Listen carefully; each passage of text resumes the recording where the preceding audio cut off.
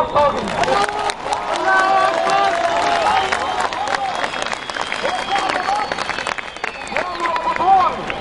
هم نجحوا ان يفرقوا الناس، عارفين ان انتوا اصلا مفيش حد يحرككم، ليس عندكم مرشد ولا غير ذلك عشان يحرككم، فهم مختارون معكم.